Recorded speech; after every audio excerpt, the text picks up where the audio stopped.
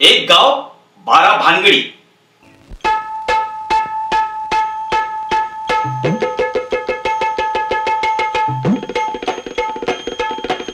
यातल्या कलाकारांचा दमदार अभिनय, शंकर पाटलांची पटकथा आणि खुमासदार संवाद आणि अनंत माने यांचं दिग्दर्शन, यासाठी हा सिनेमा बघायला काहीच हरकत नाही. मुख्य म्हणजे या सिनेमात आहेत आपले लाडके निळूभाऊ, बाई वाड्यावर या म्हणणारे झेले अण्णा.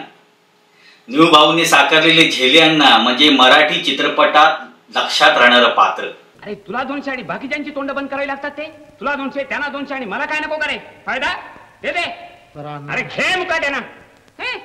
मराठी चित्रपटातलं अभिजात सौंदर्य म्हणजे जयश्री गडकर. डोळ्याचा मग करा इशारा, सोंद उगवता नभी वय का. आणि अभिनय सम्राट अरुण सरनाई. माफ करा, मी या उपाध्या देणारा तसा कोणीच नाही, पण यांनी जो काळ गाजवला त्याला कशाचीच तुलना नाही. अरुण सरनाईक यांनी अजरामर सिनेमे आणि नाटकातून कामं केली. त्यांची बारीक मिशी आणि राजबिंड व्यक्तिमत्व आईला त्या काळातील बऱ्याच बायकांचा क्रश अरुण सरनाईक आणि पुरुषांचा क्रश जयश्री गडकर असतील यात काही वादच नाही. एक गाव 12 भानगडी विस्मृतीत गेलेला एक असा धमाल सिनेमा ज्याबद्दल मी आज बोलणार आहे.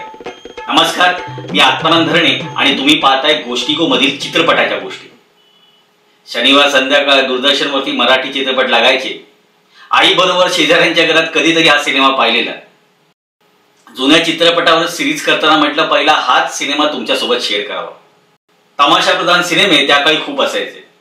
त्यात धाटणीतला हा सिनेमा, पण थोडा सस्पेन्स, थ्रिलर, मर्डर मिस्ट्रीची झालर लाव. कथा मौजे ठकवाडी या गावात घडते.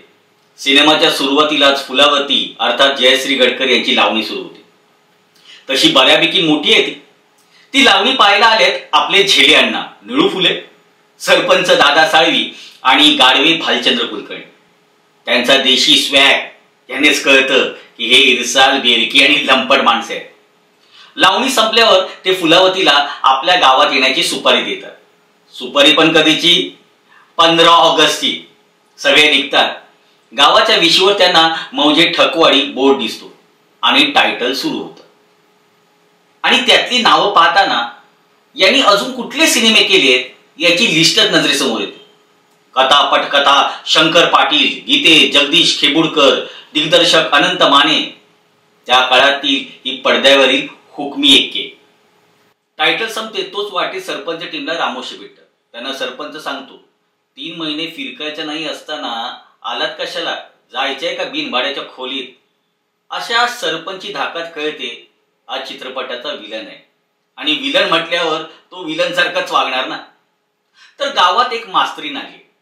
तिच्यासाठी तिच्या पाठी अख्खा गाव वेडाय, मागे आहे. हे दाखवताना न्हावी, शिंपी, पैलवान हे इरसाल पात्र दाखवले. ही पात्र बघताना शंकर पाटील स्टाईल इरसाल नमुने पाहण्याचा आनंद मिळतो. तर मास्तरीणबाईंचं जगणं हराम झालंय म्हणून ती सरपंचाकडे तक्रार करायला जाते. तर आपल्या मराठी चित्रपटात ठरल्याप्रमाणे मास्तरीणबाईंना तो माडीवर घेऊन जातो आणि सांगतो, कुणाला जीव लावल्यावर असं मनाला घोर नसतो यार. बाई थोडक्यात वाचते कारण सरपंचाची बायको ऐन टायमाला येईल. गावच्या सोसायटीतील खजिनदार म्हणजे मास्तर यांना मास्तरीणबाई याबद्दल सांगते. तो सांगतो, इथून जाऊन दुसरीकडे आगीतून फुफाट्यातच पडशील. यापुढे शाळेत जाताना मी तुला सोबत करीन. माणूस तसा 1 नंबरी सज्जन आहे, पण सरपंच सोसायटीचे पैसे करतात. बिनकामी लोक पैसे घेतायत, एकंदर समजाच घोळ. अशाच सरपंचाच्या घरी त्याची बहीण येते. आपल्या बहिणीची प्रॉपर्टी त्याला समधीच हवी म्हणून वाद होतो.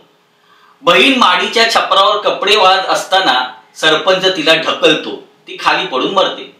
शेजारीच राहणारा सज्जन मास्तर पाहतो. आय विटनेस, प्रत्यक्षदर्शी साक्षीदार.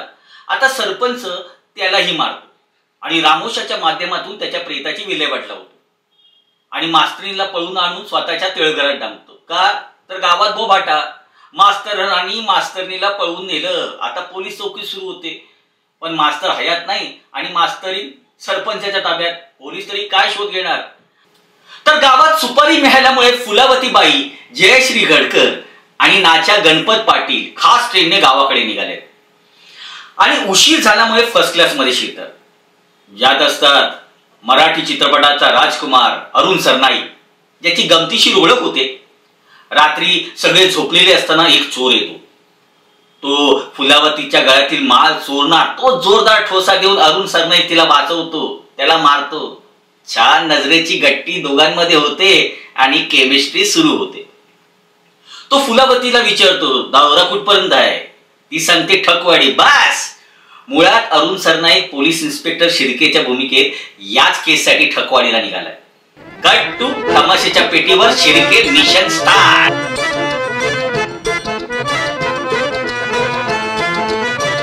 लगेच लावणी आणि दिसते गावची करणी.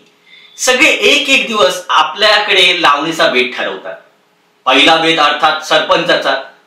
आज सरपंचाच्या वाड्यावर लावणी. फुलावती येते. आता सरपंच तिला माडीवर नेतो. ती तेथील बेड बघून भांबावते. सरपंच पण डायलॉग आणतो. गादी कसली, कापसाची नाही, डॅनलं पाय डॅनलं. नुसतं बसलं तरी गाळात रुतल्यावानी होतंय.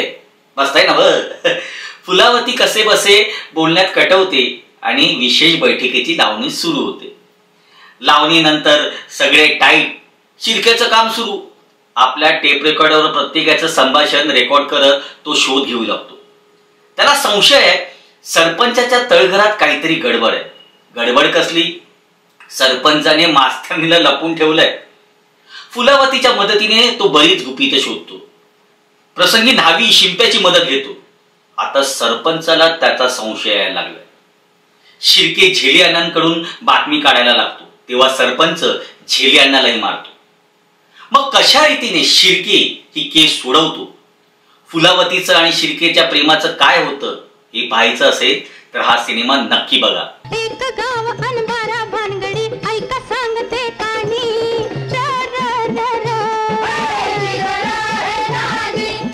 अस्सल कॅरेक्टरायझेशन बघायचं असेल, गावरान भाषेची साहित्याची मजा घ्यायची असेल, जयश्री गडकर अरुण सरनाईक यांची केमिस्ट्री बघायची असेल आणि अर्थात झेली अण्णा, तर एक गाव 12 भानगडी बघा. फक्त एकच राहिलं. अख्खा सिनेमा बघायचा नसेल तर या सिनेमाचं शेवटचं टायटल सॉन्ग बघा.